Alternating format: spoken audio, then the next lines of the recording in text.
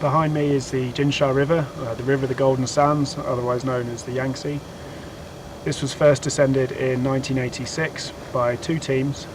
In 1986, there were two teams that were racing, and the Sino-American team, mostly made up of Americans, I think that they had a mutiny in this area, in this section of river, and their trip ended. The Chinese, who were ahead of them, went down and had a number of fatalities in a gorge downstream. Keep in mind, they were on the water in July, peak of the monsoons. It was hard to stop, much less run any of the rapids with any control. And so I think since then, people have just been, I know in China anyway, the thought of coming back and running the Yangtze or really any of these big rivers in western China has just been a crazy idea. These are dangerous, uncontrollable, wild rivers flowing out of the mountains. Now, after that happened, because of the incidents which happened on this section, there was a national law that was passed that actually banned kayaking and rafting on this section of river, and so this is the first attempt to do so. Now we're here and it's the start of December, the river's very low and it's a lot more manageable. As far as international exploration goes, up until about 2008, people were still racing to finish off first ascents of the major rivers, the Salween and the Mekong. And how do you two know each other? We met over the internet, actually. Yeah, I got this crazy email in March. A bunch of guys wanted to come to China and go kayaking, and I kind of wrote it off for a while, and I was like, well, maybe I should write back to them. And they sent me their paddling resumes, and I was like, wow, these guys are really good. I want to go with them. And I think after the persistent emailing, we managed to put together a pretty hectic itinerary. Travis is pretty glutton for punishment, I think. We've been racing around all over Sichuan province over the last few weeks. But I think after our first meal and after just a few days of working things out and getting the boats out of customs, pretty excited to paddle with everybody. During the boat delay, we went up to Red Panda Creek, and that was pretty amazing. Really fun to see everybody paddle, and I was actually a little bit worried about keeping up. To me, with a long, hard kiss, that dribbled and trickled down. We ended up travelling up through the epicentre of the huge earthquake that hit in 2008, and it was quite a strange journey up through the valley. Quite a beautiful place that's been massively devastated by an enormous earthquake, huge landslides going into the river, enormous rapids flowing through houses, really crazy place. It was like some kind of apocalyptic movie. But we travelled further up the valley. We found a really nice section of river that we got to kayak. Meanwhile, in the big smoke, we've been preparing all the food and equipment for the rest of the trip. We've also been sampling some of China's truly strange cuisine and sampling some of the nightlife as well. Fingers crossed we'll be out of here tomorrow and hitting the road.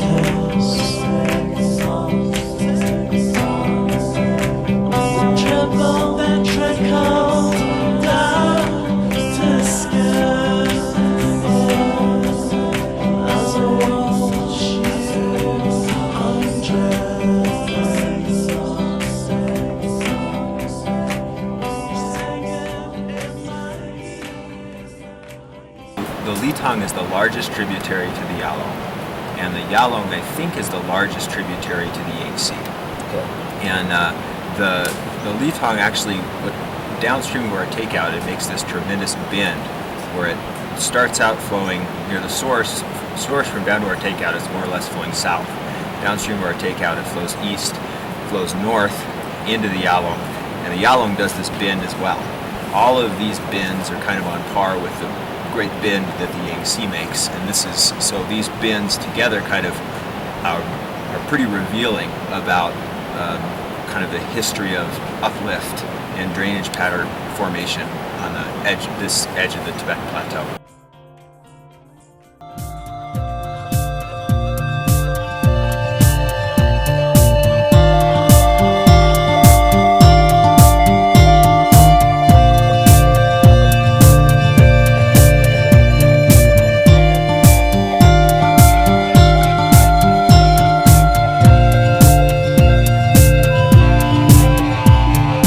Let's have a disco with all of these people in our front room.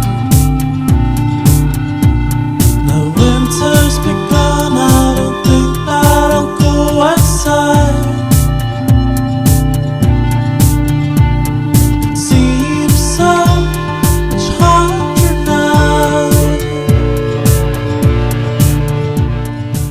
We drove here and then we drove to Yangtse, and this is Litang, and then the road that goes south, this is kind of the main highway south, and then we're going to go about 40 kilometers along it, and then we hit the Litang River. My guess is in this area is going to be, there's going to be a lot more. It looks like it should be a really tight gorge, and it's got a big open canyon. You can't tell from the videos. Yeah, it's full run. 37 feet a mile. So, and we could, You said the first bit looks reasonably flat. yeah, and I think on the map it looks like this area has got a bunch of, even though it's that kind of unclear stuff on Google Earth, but I think in this area it's it just looked like naked rock, and usually that, and other places that's meant like a big granite canyon, or it's hard to say, but my guess is in this area is going to be, there's going to be a lot more activity. Everyone's dancing around the phone.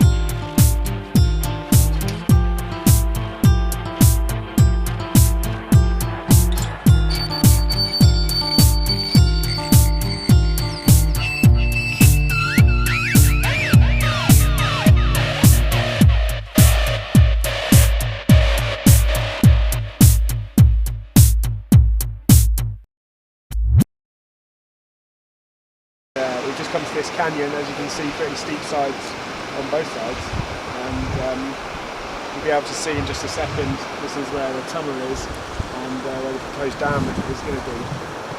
Now, from some guys that we were talking to this morning, it looks like this is going to be not only the first descent of the river, but also the last descent, as the dam is due to be completed within the next couple of years. And whether anyone gets in there in the time between is I don't know, beggars the question.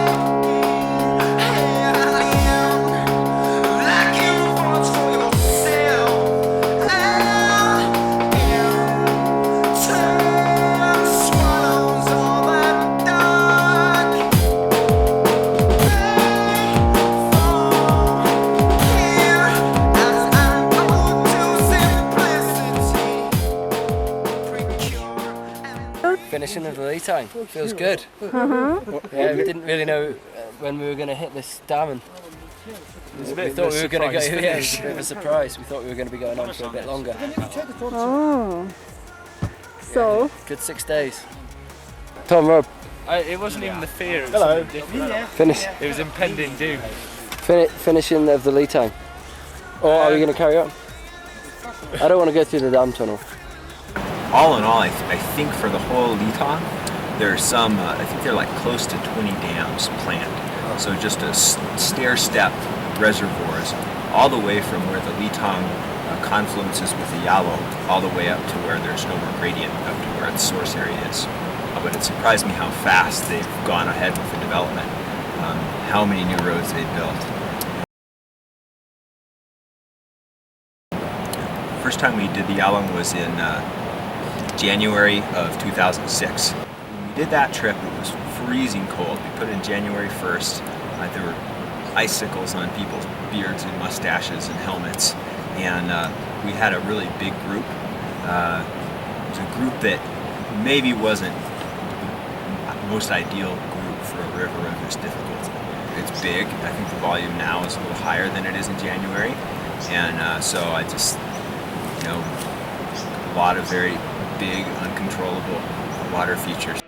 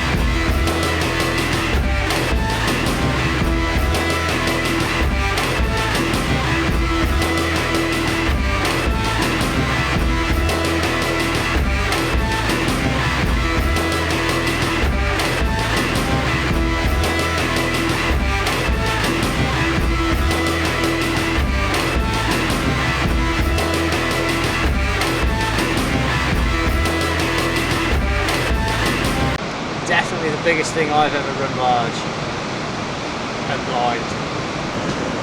Probably would have walked it if we'd looked at it. I think if I'd swum, I wouldn't have resurfaced till the bottom half a mile later. It's into quite a large rapid, really.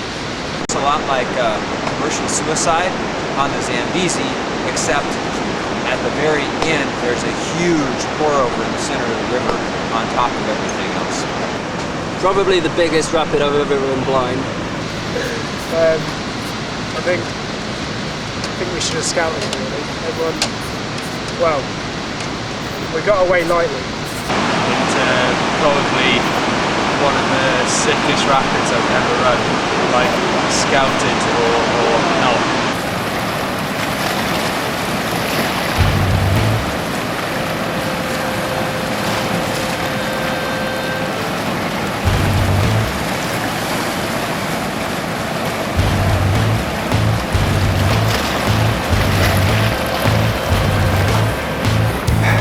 On the rapid above that one, me and Dave made a bit of a bad call running the rapid above and trying to get into the eddy above that, and I just got the biggest beating of my life in about 3 or 4 huge pour overs. Now Travis, who made the eddy at the top, is walking it all. We just ran it blind. I got pasted in all 3 holes. I was gonna pull the plug, and then because I thought I need some energy to swim the rest of this, I'm not coming out of that first hole. And then I did one huge full loop, dropped the anchors and washed out, rolled up straight into another hole, and then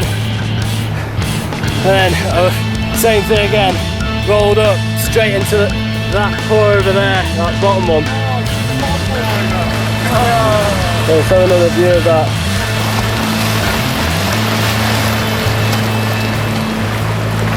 That pour over there.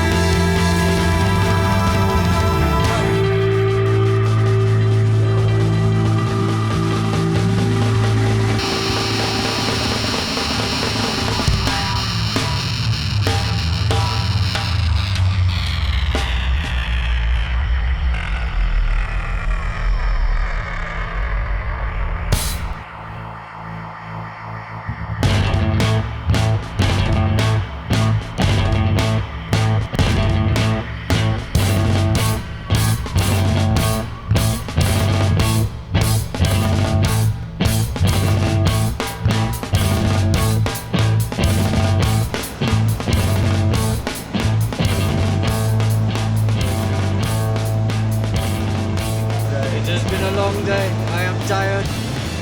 So very tired. So last night in Mooley, there was a big argument between some of the drivers about who was getting business, and one guy got undercut, and then the big boss man came along. He was a bit drunk, and he sort of said, "No, you're not getting the business. Someone else is getting the business." And it was a big heated argument. And now this morning we got up pretty early and driven out of town, and we found 2 nails in different tyres on our car. Apparently the other vehicle's broken down a little way down the road, and our driver's saying that it's sabotage and that we've been sabotaged, and yeah, it's the guy who lost the business. He's got pretty mad last night, so we're just trying to sort out getting some new wheels. Don't know what's wrong with the other vehicle yet, but it's another exciting Asian travel adventure. So we got our tyres fixed and we're back on the road, but we've stopped pretty abruptly again. It seems like if you break down in China, you've got to create as much of a stir as possible and just block the rest of the road, and so as many people will get held up, and hopefully someone with more mechanical knowledge than you've got will help you out and fix your vehicle. So instead of just blocking one carriageway, the whole road's blocked, and it's all hands on deck. So we got past that traffic jam, and we've caught up with the other vehicle, which is... What happened to it? Oil all over the spark plugs. I reckon the guy we sacked off last night tried to sabotage our vehicles. And needless to say, we just had to get on the phone to him, and he's coming down to give us the lift. So it's worked. Clever man. Go on then. Well, second day of a 3-day drive. We've got new Jeep, new problems. Yesterday, Beatty couldn't fix pretty much well anything, even with steering column almost fell off. Now it's just dirty spark plugs, but we've got no sandpaper. We've tried cleaning the screwdriver, and now the driver chap is over there with a fire, and they're trying to burn off the oil off the spark plug, and in the process probably covers soot. So, I don't know, might work, but we might be waiting around for another Jeep. And just got to the town border, and our driver jumped out of the car, handed something over to a policeman, and then these 2 guys who looked like they're from the army jumped into the front seat and started driving us. We had no idea what was going on, got driven into a compound, and now they swapped around a little bit more and then drove us back to the hostel, and now they want us to sign their hat. So? Cool. You sign away. Oh, thank you. Thank you. The Yangtse that we're doing has been on my list for a long time. It's the last time that it was explored was in 1986. It was where the Sino-American team led by Ken Warren mutinied. It was also where a number of Chinese in their race to beat Ken Warren lost their lives. But they ran it at peak monsoon flows in July. They didn't really have any preparation. They were planning on covering an unreasonable amount of distance each day. A lot of it's roadless. So that was, of course the local peoples have seen it, and I'm sure that trekkers have seen different parts of it. But I don't think anyone's really gone back at a reasonable flow and kind of in a fun way picked apart and run what could be run and figured out what's safe, what's not safe, and maybe, who knows, maybe there's some sections in there that would be suitable for rafting in the future.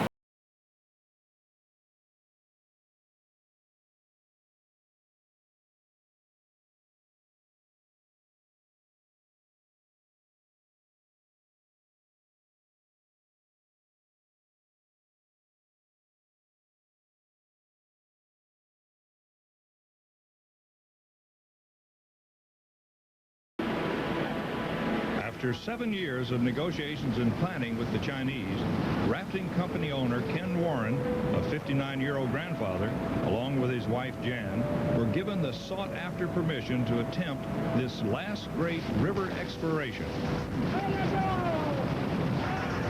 China's national pride was on the line. 2 Chinese teams were already on the river when the Americans arrived. The Chinese hoped to claim the feat for their own country. One was a scientific expedition. The other consisted of 8 young men, all under the age of 35, who were inspired to make this challenge. The challenge that lay ahead was nothing less than epic. The Yangtze flows for nearly 4,000 miles across China. Warren's goal was to go by raft and kayak from the source down to the city of Yibin, covering some 2,000 miles of wild, uncharted river over a period of 60 days. When we first started talking about this expedition, I knew the logistics of just getting here were going to be the toughest part of the trip. I'm not negating the river at all. It's going to be an extremely difficult river.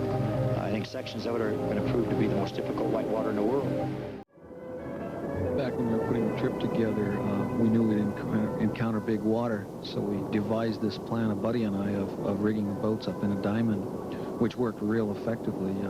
After I got home and told him about it, though, he couldn't even remember telling me anything. He had forgotten that we'd even talked about it. But it effectively gives us a boat 36 feet long and 24 feet wide with 4 oarsmen running it. The diamond rig setup that Ron put together, we weren't sure how it was going to work. There was basically 1 oarsman on each side and then the 2 oarsmen in the back. But we had to have some maneuverability. That was the only way we were going to get down the river.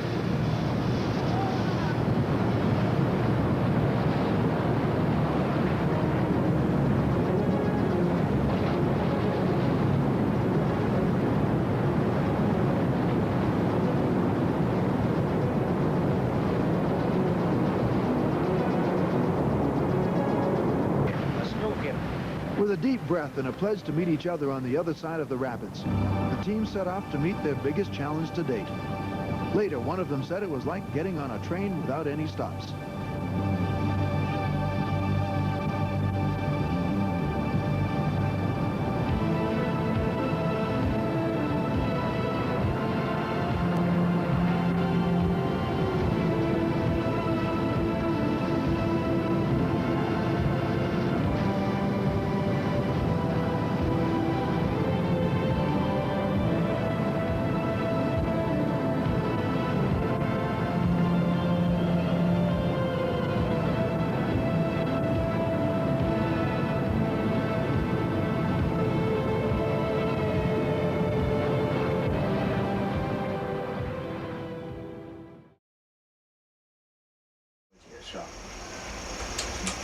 我是中国的第一代漂流者，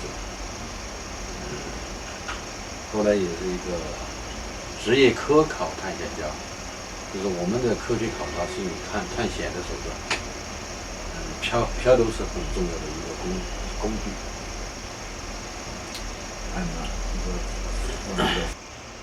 原来有什么启发呢？就是安排这个。这个漂流实际上，在这个事情以前，我不是想都没想过漂流。主要还是美国的朋友，我们听说美国的朋友参加漂流，这个对。再一个呢，就是在我们这以前有一个中国人，他为了和看我的较量，但是他漂了不到1000。刚才说的，我们那个中国人，第一个中国人漂流的叫饶墨书，他就是刚进入金华江就遇难，所以这个事情对我们每一个人都是一个阴影，也是一个比较恐惧的事情。但是我们进了金华江以后呢，还是比较顺利的通过了前一段，虽然也翻了船，但是至少在饶墨书遇难的这个地方。通过了，所以大家当时就是还是比较兴奋，觉得问题不太大，就是说，但是后来从白玉向下水的，当时，当地的这些老百姓、官员都告诉我们，白玉以下是最危险的。他们曾经给我们讲了一件事情，就是说当年解放军解放西藏的时候，解放军过境来讲，全部是砸的木牌，用木头砸的呢，有几个就是白玉沿江而下，到了卡岗，当时我们查的方案就是说，用一只长船、大船绑住一只密封船，这样，因为我们在抬船的时候呢，我们的一只船被冲走，这样本来是想用两只来连，两只拖一只，把我们那个船拖下去做接应，作为一个安全的救护点。另外的2个船和一个密封船绑在一起，这样子比较稳定。那我们那只船呢，在抬的过程当中被水冲走了，也就剩下了2只大船，一个密封船。后来我们又把另外一只船抬下去，在平水处作为一个救运船，其他2个就是联系就冲下去。所以在卡岗呢，我们还是比较顺利，这是冲走了一只船。但是到了卡岗以下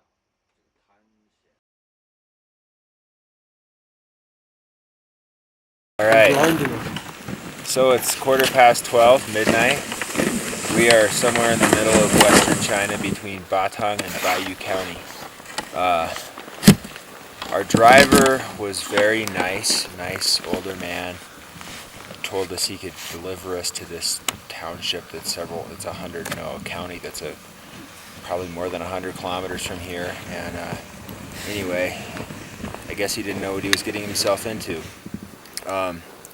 He's a great driver on paved roads, but not so good when it got to the four-wheeling in the snow in the minibus. And so fortunately we talked him far enough along that got out of the car. He said, I can't go any further, and he said walk over the pass. So that was about 6 hours ago, and made it over the pass. We're heading down the hill, and we're hoping we're going to get someplace where we can sleep for a few hours before we find another vehicle to put in tomorrow. In total, I guess, I think we probably walked until, from 4:30, 5 o'clock until 2 o'clock this morning, and we reckon we probably covered about 20 kilometres. We got to the top of the pass at about 11:15, which turned out to be about 4,200 metres, so dragging boats through the snow was not an easy task. Right, we're waiting for a lift, and Mr. Tractorman's just pulled up with a trailer. We've got 5 boats on the back. Speaks Tibetan, very little English, but he does know the words hello, let's go.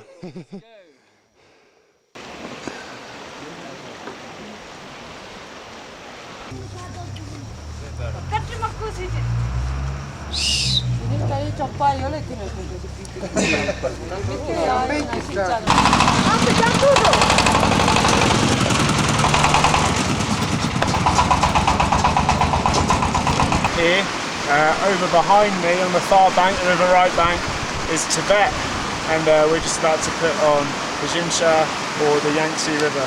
Everyone's pretty excited, and I think pretty keen to get on and warm up.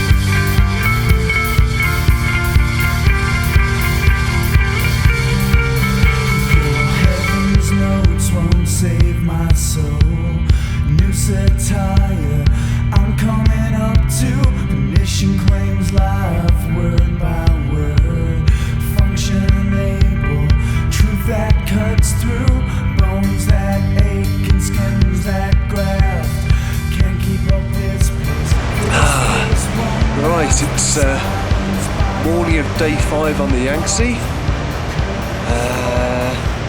Yesterday we hit the start of the Big Gorge, which is sort of in the middle of this section. The river flows between two 5,000 metre peaks and carves quite a tight canyon, and the river maps we've got from the first expedition indicated that there's 6 major series of rapids within this section. We're aiming to hit this yesterday morning fairly early on. In reality we got here about lunchtime, and during the afternoon we got through the first of the series of 6 major rapids.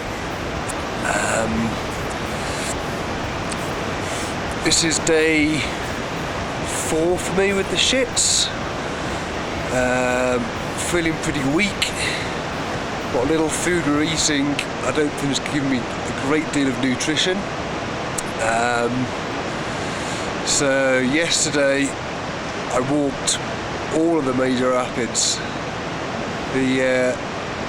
Looking at the size of those holes and the beatings the guys were getting in those holes, I think that if I ended up in one of those holes, there'd be 2 outcomes. One would be either I'd shit myself inside my dry suit, or I'd tag and swim fairly quickly, losing my boat and all my equipment. Neither of which would be a pretty outcome for anybody. Truth that cuts through, bones that ache and skins that graft.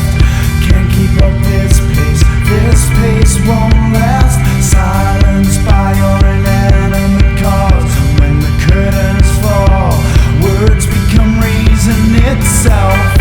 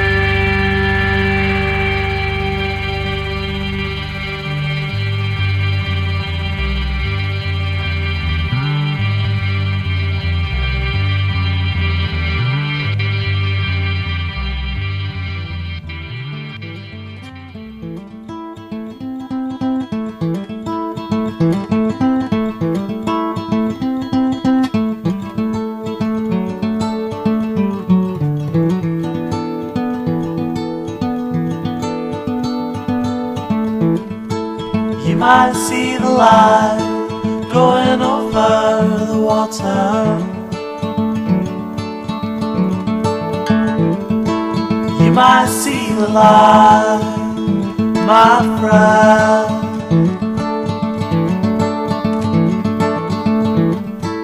You might see the tide.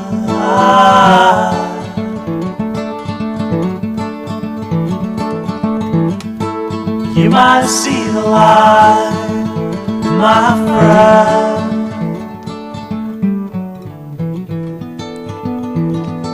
Well, deep below, the fishes come and swim to your oars.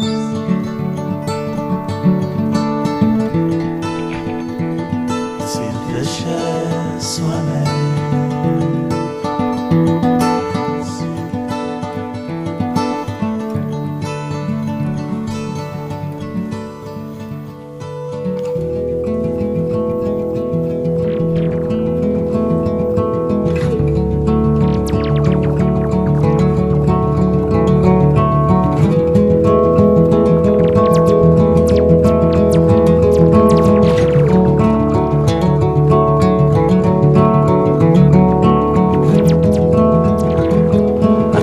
These thoughts peering from above.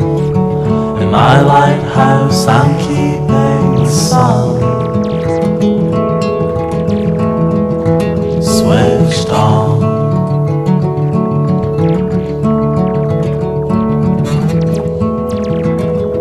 My days I sleep alone. My nights I turn to stone. I watch you struggle.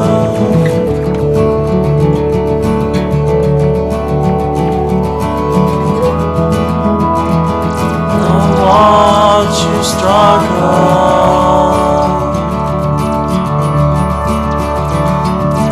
I watch you struggle.